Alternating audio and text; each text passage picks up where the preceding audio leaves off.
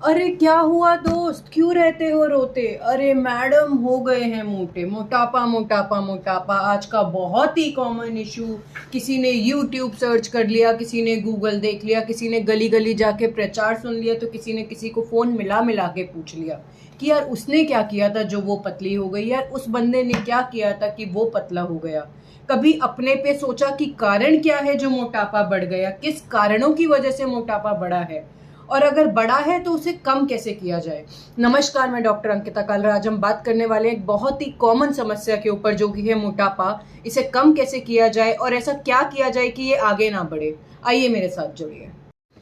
देखिए, अगर हम आज के टाइम के हिसाब से इस ओबेसिटी का, इस मोटापे का अगर एक बहुत कॉमन कॉज रूल आउट करना चाहें, तो वो कॉज क्या है? वो कॉज जो मैं गिन पाती हूँ वो है आज की फास्ट लाइफस्टाइल, जिसकी वजह से हम लोग फास्ट फूड की तरफ बहुत जल्दी जल्दी बढ़ते जा रहे हैं।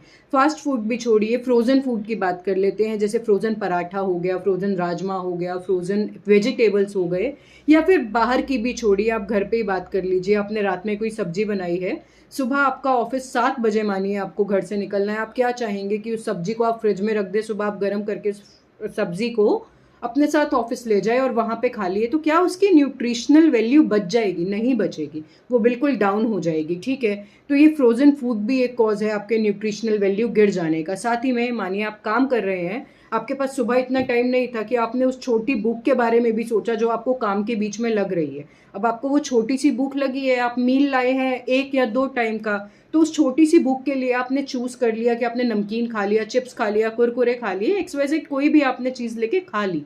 अब जो चीज दुकान पर इतने सालों से पड़ी है, आप मानते हैं उसके अंदर प्रिजर्वेटिव्स पक्का होंगे और वो हाई इन कैलोरीज भी होगा।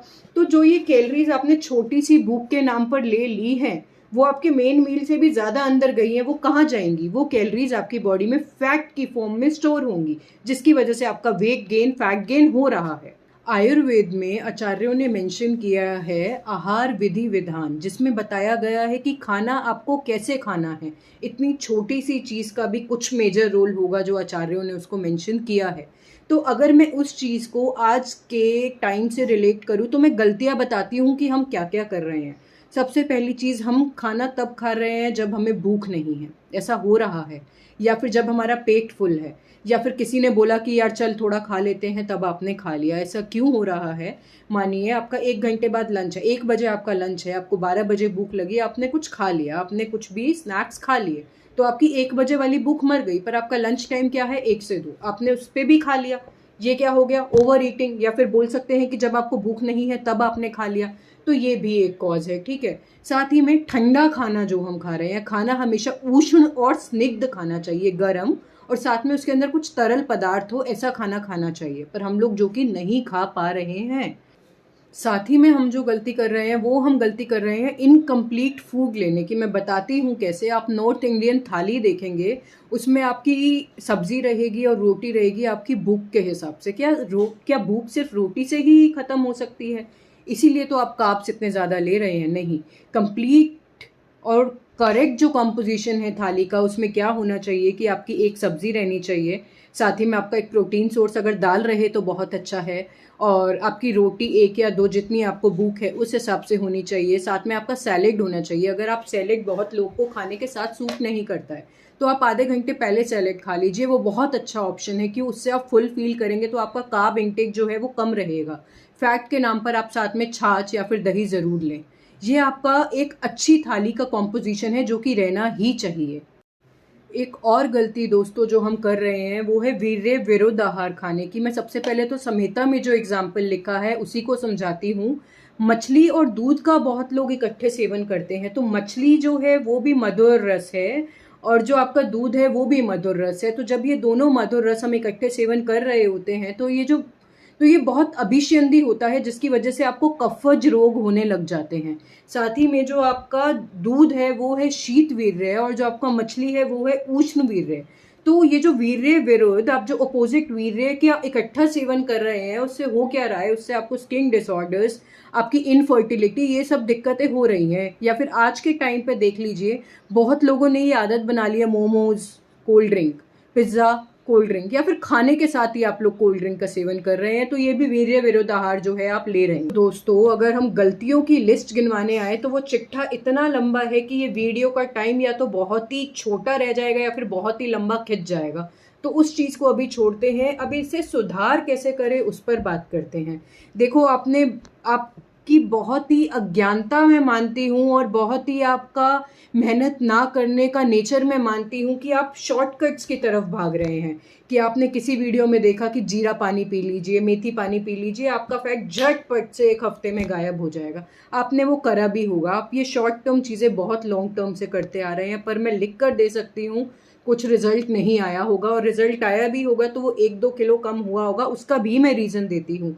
आपका ये जो जीरा रहता है ये गर्म होता है, इसकी वजह से आपका जो पेट है वो अच्छे से साफ हो जाता है। जिन्हें कॉन्स्टिपेशन रहती है उनका पेट अच्छे से साफ होता है, उसकी वजह से 1-1.5 किलो आपका नीचे गिर जाता है और आपको ये अंधविश्वास हो जाता है कि आपका वेट गिर रहा है।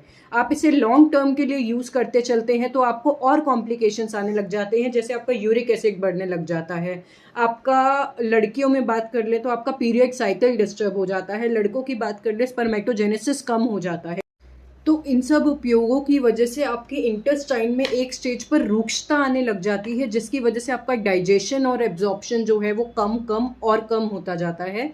अगर आप इसे लॉन्ग टर्म के लिए यूज़ करते हैं तो मेरी मानिए तो इसे अगर आप यूज़ कर भी रहे हैं तो 1 महीना यूज़ करो, फिर 1 महीना डिसकंटिन्यू कर दो, फिर 1 महीना यूज़ करो, फिर डिसकंटिन्यू कर दो, या फिर यूज़ करो ही मत। यार, शॉर्टकट्स की तरफ मत भागो, कुछ नहीं होने वाला है, आप करके देख चुके हैं। या फिर बहुत सी कंपनियों ने ऐसा दावा भी किया है कि आप ये पिल्स खा लीजिए, 1 गोली सुबह 1 गोली शाम, 2 गोली सुबह 2 गोली शाम, खाने के पहले खाने के बाद, और आपका मोटापा झटपट से गायब हो जाएगा। क्या मोटापा गायब हुआ? नहीं हुआ। नहीं हुआ मोटापा गायब, क्योंकि यही होता है। और अगर मोटापा गायब हुआ भी है तो वो दवाई बंद करते ही मोटापा वापस आ गया है। आप सच में दिमाग से सोचिए, कैसा हो सकता है कि जिस चीज़ के पीछे इतने क्राइटेरिया हैं, आपका मोटापा बढ़ने के पीछे इतने क्राइटेरिया है कि आपकी लाइफस्टाइल कैसी है, आपका स्ट्रेस लेवल कैसा है, या फिर आपका हेल्थ कैसा है, आपको थायराइड तो नहीं है, आपको डायबिटीज़ तो नहीं है, आपको हाइपरटेंशन तो नहीं है, या फिर आपका कैलोरी इनटेक कैसा है, आप एक्सरसाइज कितनी करते हैं, जिसके पीछे इतने सारे क्राइटेरिया हैं, उसको 1 गोली खाने से आप खत्म कर देंगे क्या? नहीं हो सकता है खत्म। प्लीज दिमाग से सोचिए, प्लीज दिमाग से सोचिए। पैसे को वेस्ट करना है तो अपने हेल्दी फूड पर करिए, ना कि इन फालतू दवाइयों पर। अब मैं कुछ बातें बोलूंगी जो कि आप में से कुछ लोग सोच सकते हैं या बोल सकते हैं कि मैडम ये क्या बोल रहे हो, इससे तो हमारा वेट गेन हो जाएगा। आप मेरा यकीन कीजिए, वेट गेन नहीं होगा। आप इन्हें फॉलो करना स्टार्ट कीजिए। वो चीज़ें हैं क्या कि आपको सबसे पहले तो रोज़ 1 गिलास आपको छाछ का सेवन ज़रूर करना है। तक्र का सेवन आपको ज़रूर करना है। वो आपकी अग्नि को बढ़ाता है, जिसकी वजह से आपका डाइजेस्टिव पावर जो है वो बहुत अच्छा रहता है। साथ ही में आपको घी का सेवन करना है। पता नहीं क्यों लोगों में बहुत ही गंदा ये मिथ क्रिएट हो गया है कि घी का सेवन करने से आप मोटे हो जाएंगे, आपको बहुत सी बीमारियां हो जाएंगी। यार, जब आप पैदा हुए थे ना, तो आपका स्वर्ण प्राशन संस्कार जो हुआ था वो घी के माध्यम से हुआ था।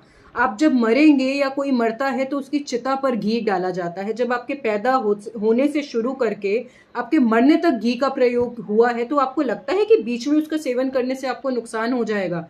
नहीं, घी आपकी बॉडी के साथ में होता है, वो आपको कुछ नुकसान नहीं करता। आप उसको खाइए। अग्नि पर घी डालने से जैसे अग्नि बढ़ जाती है, वैसे ही आपके पेट में जब घी जा रहा है तो आपकी डाइजेस्टिव फायर जो है वो बढ़ जाएगी, जिसकी वजह से आपका खाना अच्छे से पचेगा, आपका मेटाबॉलिज्म बढ़ जाएगा, जिसके लिए आप जगह जगह की चीज़ें खा रहे हैं। तो आपको कुछ ना खा के सिर्फ घी का सेवन करना है। तो लॉन्ग टर्म में ये फैट ना बढ़े, उसके लिए आपको क्या करना है कि आपको ओवर ईटिंग नहीं करनी है कि आज खाना अच्छा बना है, मैं थोड़ा और खा लेता हूँ। ये आपको अपनी लाइफ में इंक्लूड नहीं होने देना है। साथ ही में आपको क्या करना है कि ऐसा नहीं करना है कि आपने अभी कुछ खाया, उसके थोड़ी देर बाद अगर किसी ने बोला कि यार ये ले मैंने ये बनाया है, खा के देखिए, मैं बाहर चल रहा हूँ, चलना यार बाहर चलते हैं, कुछ खा के आते हैं। आपको तुरंत नहीं खाना है, मतलब आपको एनिमल ईटिंग की तरफ बिल्कुल नहीं जाना है। साथ ही में एक मैंने बहुत ही कॉमन देखा है कि लोग घड़ी के हिसाब से खाना खाते हैं, कि उन्होंने 3 टाइम अगर बांट रखे हैं कि मैं इस 3 टाइम खाना खाऊंगा। मानिए आपने सुबह खाना खाया, आपका सुबह का खाना हैवी हो गया, आपको दोपहर में अगर भूख नहीं है तो आप स्किप कर सकते हैं मील को। ऐसा कुछ नहीं है कि आपको खाना ही खाना है। अगर आपको दोपहर में भूख नहीं है, आप तब भी खा रहे हैं, तो वो आपका ब्लोटिंग और इनडाइजेशन का मेन कॉज रहता है। ठीक है, तो आपको ये भी नहीं करना है। और बहुत बार ऐसा होता है, हम सोचते हैं कि यार हमने अभी तो खाना खाया था, हमें फिर भूख लग गई। तो ये क्या होता है, कई बार आपका ब्रेन आपको मिक्स्ड सिग्नल्स दे रहा होता है, जिसमें आप समझ नहीं पाते हैं कि आपको भूख लगी है या प्यास लगी है, और आप डायरेक्ट खाना खा लेते हैं। तो आपको ऐसे में सबसे पहले पानी पीकर देखना है। हो सकता है कि आपकी भूख जो थी वो शांत हो जाए, मतलब वो भूख ना होकर आपकी प्यास थी जिसे आप भूख समझ रहे थे। साथ ही में आपको एक्सरसाइज ज़रूर करनी है। मैं नहीं कहती हूँ कि आप बहुत एक्सटेंसिव कार्डियो कीजिए या स्ट्रेंथ ट्रेनिंग कीजिए। अगर आपका शरीर इतना नहीं निकालता है तो कुछ नहीं होता है। आप बिल्कुल लाइट से शुरू कीजिए, आप बिल्कुल हल्की एक्सरसाइज से, एक जनरल वॉक से ही शुरू कीजिए। क्योंकि मैं नहीं मानती हूँ आप अपने शरीर को इतना कष्ट दे रहे हैं। आप स्ट्रिक्ट डाइटिंग पर आ गए हैं, आप स्ट्रिक्ट वर्कआउट पर आ गए हैं, और आपकी बॉडी में आप देख रहे हैं कि आपको हर जॉइंट में हर जगह पेन रहने लगा है, आपका एपेटाइट डिक्रीज हो गया, आपको कॉन्स्टिपेशन रहने लगा है, आपकी फूड हैबिट्स बिल्कुल खराब हो गई हैं। तो इसका कुछ फायदा नहीं है। मैं नहीं गिनती हूँ कि आप हर साइड से तो नेगेटिव जा रहे हैं, पर आप शरीर को पतला देख रहे हैं तो आप हेल्दी साइड है, मैं नहीं गिनती हूँ वैसा। साथ ही में आपको फूड चॉइसेस की तरफ काम करना है। मैं समझाती हूँ कैसे। आपको खाना ऐसा चूज करना है जो कि आपका पचने में टाइम ले और लो इन कैलोरीज हो। मैं एक छोटा सा नॉर्थ इंडियन फूड्स के लिए एग्जांपल देती हूँ कि आप एक साइड रोटी खा रहे हैं, आपका 2 रोटी में पेट भर रहा है, ठीक है, और आप चावल खा रहे हैं, आप भर भर के थाली खा रहे हैं, आपका फिर भी पेट नहीं भर रहा है, क्योंकि चावल क्या है, वो इजी टू डाइजेस्ट है, और जो आपका रोटी है वो टाइम लेता है डाइजेस्ट होने में। तो आप अगर रोटी खा रहे हैं वो कम कैलोरीज में खा रहे हैं, क्योंकि आपका 2 में हो रहा है, प्लस वो टाइम भी ले रही है पचने में, तो आपका रोटी ज़्यादा बेटर ऑप्शन रहेगा ऐसे में चावल से, जब आप चावल पर अपना पोर्शन कंट्रोल नहीं कर पा रहे हैं। तो इस तरीके आपको अपनी फूड चॉइसेस पर काम करना है। और साथ ही में आपको रात का खाना खाते ही सोना नहीं है। रात का खाना आपका जल्दी हो जाए और सुबह का खाना आपका टाइम से हो जाए, ये आपको खास ध्यान रखना है। आपको बिल्कुल नहीं करना है कि आप रात में खाते ही सो रहे हैं। इससे आपके इंटेस्टाइन पर बहुत फर्क आता है, आपके इंटेस्टाइन की वर्किंग पर बहुत फर्क आता है, जिसकी वजह से आपको डाइजेस्टिव इश्यूज रहने लग जाते हैं। और ऐसे कॉमनली ऐसे ही बंदों में देखा जाता है कि उन्हें सुबह कॉन्स्टिपेटेड फील होता है, क्योंकि इंटेस्टाइन को टाइम ही नहीं मिला खाना पचाने का और एब्जॉर्ब करने का, तो वो कहाँ से सुबह आपका फीकल मैटर बाहर निकालेगी। And along with all these tips, what you can do for regular is you can take aloe vera juice, 4 teaspoons of aloe vera juice, 4 चम्मच एलोवेरा जूस के, 4 टीस्पून्स ऑफ आंवला जूस, 4 चम्मच आंवले के जूस के, साथ ही में 1 टीस्पून ऑफ जिंजर, 1 चम्मच आपका अदरक के जूस का। अब कुछ लोग बोलेंगे कि मैम अदरक तो गर्म होती है, वो तो शरीर को नुकसान करेगी, इसीलिए अदरक के साथ में एलोवेरा और आंवला जोड़ के बताया गया है, ताकि आपकी बॉडी को कुछ नुकसान ना हो। इसे भी आपको बिल्कुल रेगुलर नहीं लेना है। आप 2 से 3 महीना इसे लीजिए, फिर आप 1-1.5 महीना डिसकंटिन्यू कर दीजिए, फिर इसे लीजिए। तो ये सब तो हो गए आपके बहुत ही इजी से सॉल्यूशंस, जो कि आप रेगुलर में फॉलो करके अपने वेट को एक हेल्दी वे में कम कर सकते हैं। पर अगर आपको इससे भी आपका वेट रिड्यूस ना हो, वैसे तो आपका वेट रिड्यूस होगा ही होगा, पर अगर ना हो, मानिए आपको कुछ ऐसी हेल्थ कंडीशन है जो सपोर्ट नहीं कर रही है आपका वेट रिडक्शन, तो उसके लिए हम कुछ थेरेपीज, आयुर्वेदिक डिटॉक्सिफिकेशन थेरेपीज की तरफ जाते हैं, जिसमें हम गिन लेते हैं अनीमा, मतलब कि बस्ती, मोस्ट प्रोबेबली जिसमें अपनी लेखन बस्ती रहती है, या फिर वमन आपका हो गया, विरेचन आपका हो गया। वमन जो रहता है वो आपके कफ को बाहर निकालता है। साथ ही में हम एक करते हैं पाउडर मसाज, जिसे हम बोलते हैं उद्वर्तन, वो भी हम करते हैं। तो ये सब हम आपकी नीड के हिसाब से करते हैं, ना कि आपकी सोच के हिसाब से कि आपको लगा पतले होना है ये थेरेपीज करा ले। नहीं, अगर आपको सच में उनकी ज़रूरत है तो ही हम लोग इसकी तरफ जाते हैं। तो यहाँ अपना विषय ख़त्म होता है आपकी ओबेसिटी का। अगर आपको कुछ भी एडिशनल हेल्प चाहिए या कुछ डाउट हो तो आपको नीचे मेल एड्रेस मेंशन किया मिलेगा, आप उस पर मुझे मेल कर सकते हैं या फिर डायरेक्ट कमेंट भी कर सकते हैं। अगर आपको ये विषय किसी भी तरीके सहायक लगा हो तो प्लीज़ इसे लाइक कीजिए, शेयर कीजिए और सब्सक्राइब कीजिए, और प्लीज़ चैनल को सब्सक्राइब कीजिए यार, ताकि मुझे भी हिम्मत मिले ऐसा कंटेंट और लाने को। धन्यवाद।